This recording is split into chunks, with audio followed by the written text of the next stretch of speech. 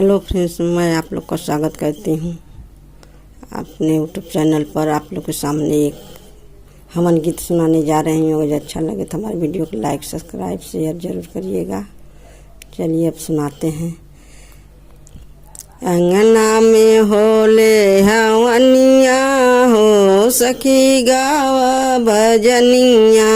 अंगना में होला हवनिया हो सखी गावा भजनिया। गावा भजनिया हो गावा भजनिया। अंगने में होला हवनिया हो सखी गावा भजनिया। अंगने में होला हवनिया हो सखी गावा भजनिया।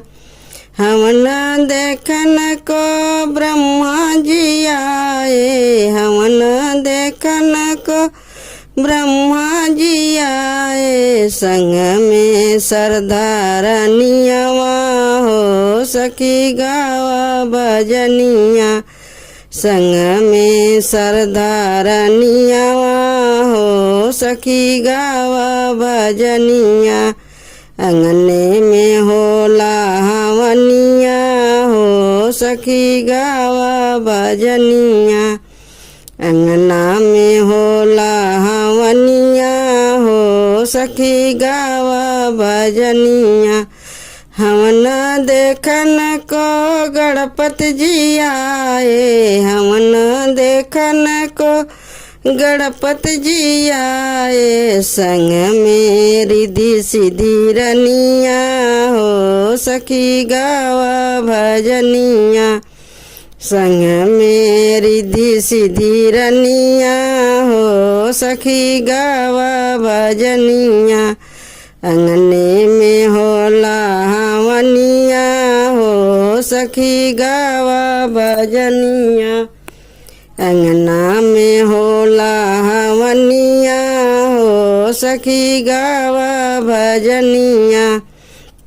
हमना देखन को विष्णु जी आए। हमना देखन को विष्णु जी आए। संग में लक्ष्मी रनियवा हो सखी गावा भजनिया। संग में लक्ष्मी रानियवा हो सखी गावा भजनिया। अंगना में होला हवनिया हो सखी गावा भजनिया। अंगना में होला हवनिया हो सखी गावा भजनिया। हमना देखन को शंकर जी आए। हमना देखन को शंकर जी आए। संग में गौरा रनियवा हो सखी गावा भजनिया।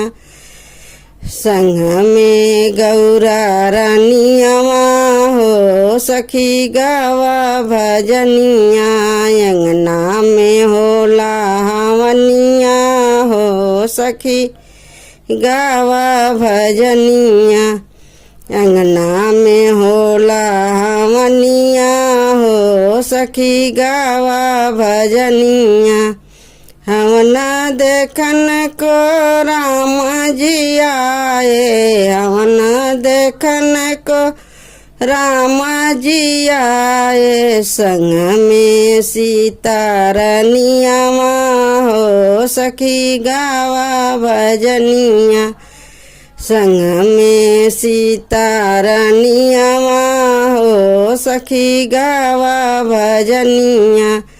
अंगने में होला हवनिया हो सखी गावा भजनिया। अंगना में होला हवनिया हो सखी गावा भजनिया।